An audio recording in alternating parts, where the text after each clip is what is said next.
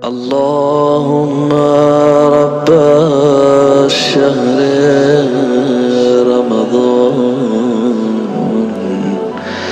الذي أنزلت فيه القرآن وافترضت على عبادك فيه الصيام صل على محمد وآل محمد وارزقني حج بيتك الحرام في عامي هذا وفي كل عام واغفر لي تلك الذنوب العظام فإنه لا يغفرها غيرك يا رحمن يا الله.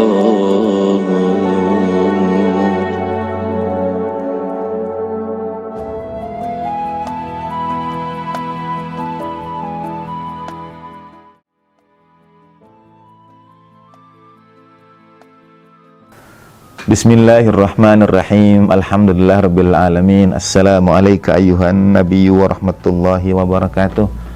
Assalamu alayna wa ala ibadillahi sholihin. Assalamualaikum jami'an warahmatullahi wabarakatuh.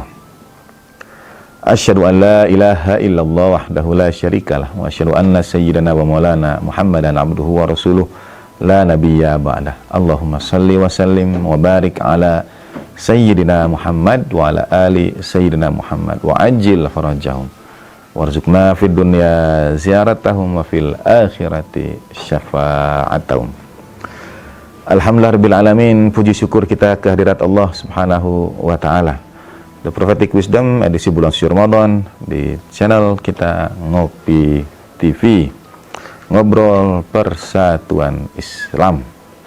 Islam istimewa karena punya Ka'bah yang satu. Islam istimewa karena punya baginda Nabi Shallallahu Alaihi Wasallam yang satu. Islam istimewa karena punya Al-Quranul Karim, kitab suci yang satu. Islam istimewa karena punya ibadah semisal bulan suci Ramadan dilaksanakan oleh seluruh umat Islam, kaum muslimin seluruh dunia, yang membantu memutarkan roda perekonomian, membantu menumbuh kembangkan empati dan solidaritas sosial. Begitu banyak keberkahan hikmah di bulan suci Ramadan ini. Islam istimewa karena punya ibadah semisal seperti ibadah haji ke tanah suci Mekah dan Madinah. Di antara keistimewaan Islam ini adalah kisah para nabi yang Allah Ta'ala karuniakan pada kita dalam kitab suci Al-Quran. Kisah para nabi ini istimewa. Mengikut riwayat, sebetulnya jumlah nabi yang diturunkan itu ada yang menyebut sampai 124.000. Bahkan ada yang menyampaikan sampai 300.000. Dan tidak ada satu kaum kecuali datang ke kaum itu yang memperingatkan orang tentang Tuhan. Ini sebetulnya ada kaitannya dengan prinsip dalam Islam yang disebut dengan bahwa seluruh kebaikan kembali kepada Allah Subhanahu wa Ta'ala. Allah Ta'ala lah Sang Maha Baik, darinya lah bersumber segala yang baik.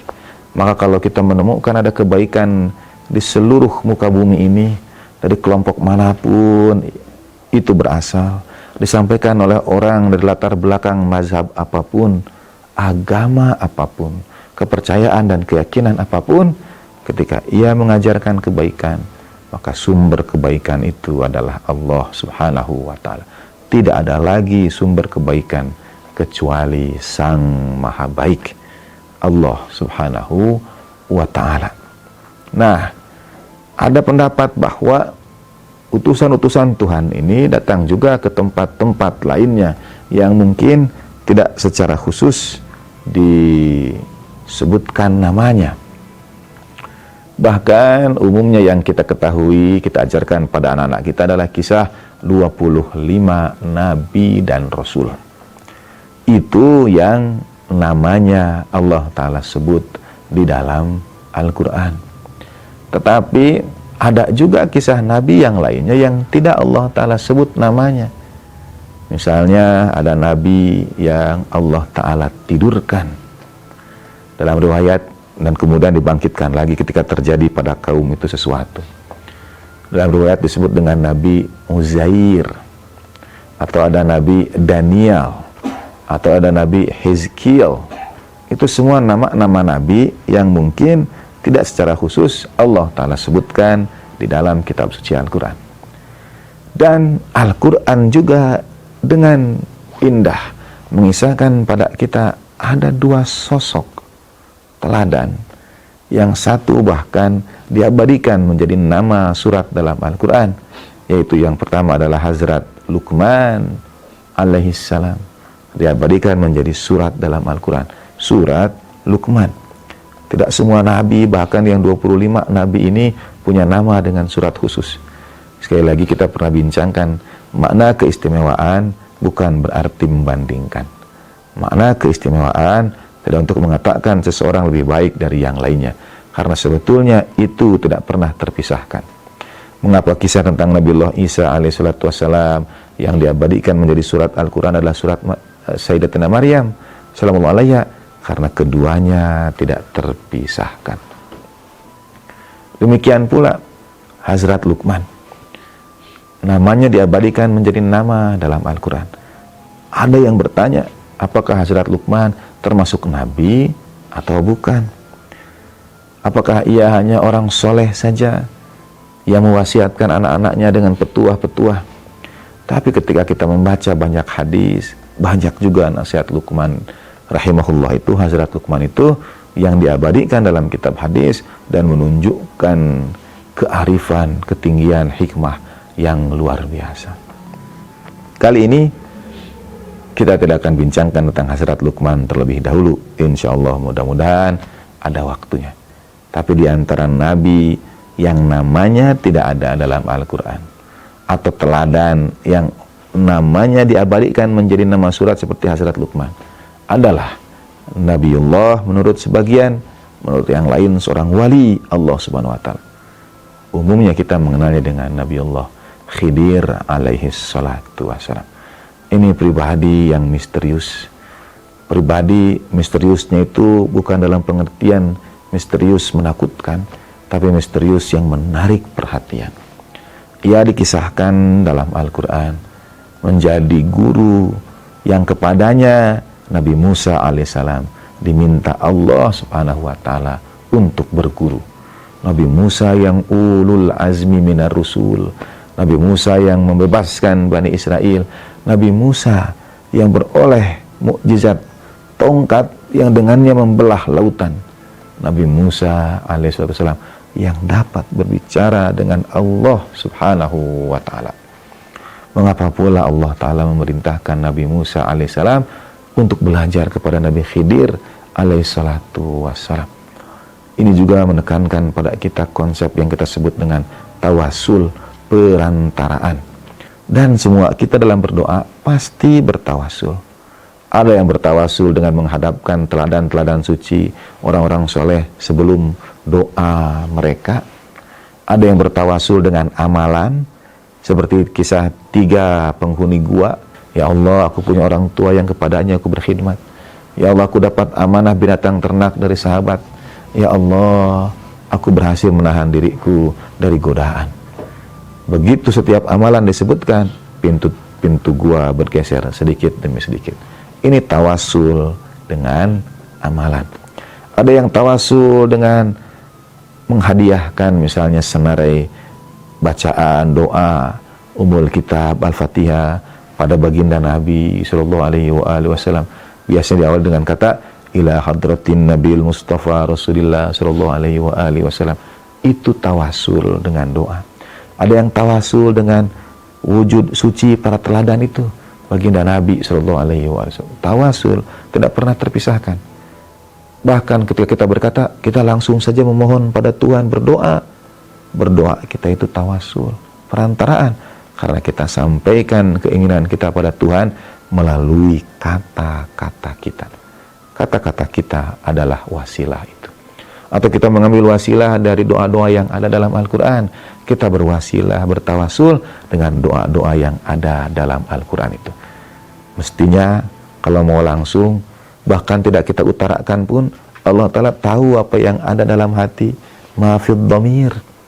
Jadi sudah tidak usah kita sampaikan dengan lisan, tapi menyampaikan dalam hati juga. Kita sudah bertawasul juga dengan perantaraan kalimat yang kita ucapkan dalam hati kita, atau dengan perantaraan pikiran yang kita wujudkan dalam benak kita. Tawasul tidak pernah terpisahkan.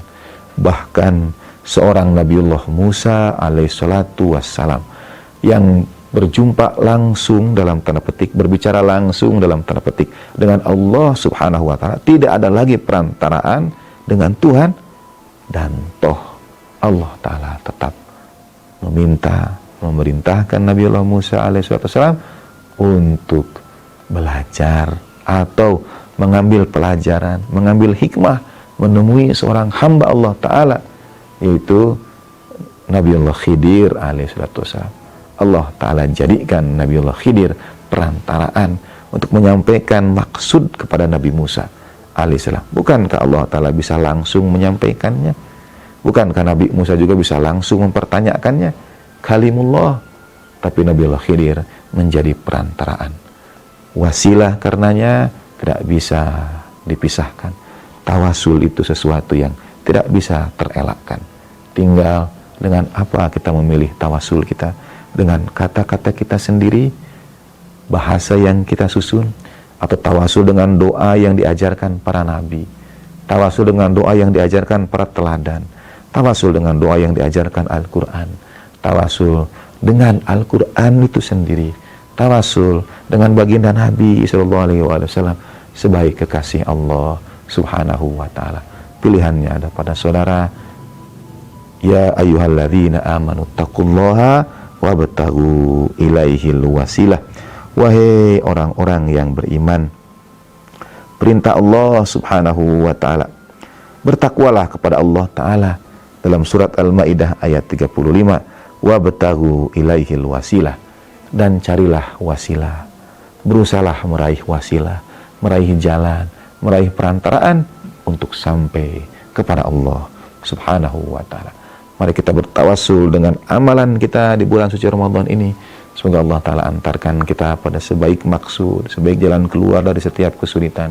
Semoga Allah Ta'ala antarkan kita semua pada kesembuhan saudara-saudara kita yang dirundung kesakitan. Jalan keluar bagi mereka yang ada dalam musibah, ada dalam kesulitan, terutama saudara kita kaum muslimin yang teraniaya di berbagai belahan bumi di dunia. Saudara kita muslim Palestina, Yaman, Syria, Kashmir, Muslim Hazara, Afghanistan. Semua saudara kita yang teraniaya, yang bahkan mungkin tidak kita ingat mereka dalam doa-doa kita. Semoga jadi kifarat dengan amalan bulan suci Ramadan, kita jadikan wasilah agar Allah Ta'ala karuniakan bagi setiap mereka jalan keluar dan kemaslahatan untuk kaum muslimin seluruhnya. Wa sallallahu ala sayyidina Muhammadin wa alihi tahirin walhamdulillahirabbil alamin wal afu minkum wa ma taufiqi illa billah alaihi tawakkaltu wa ilaihi unib. Wassalamu alaikum warahmatullahi wabarakatuh.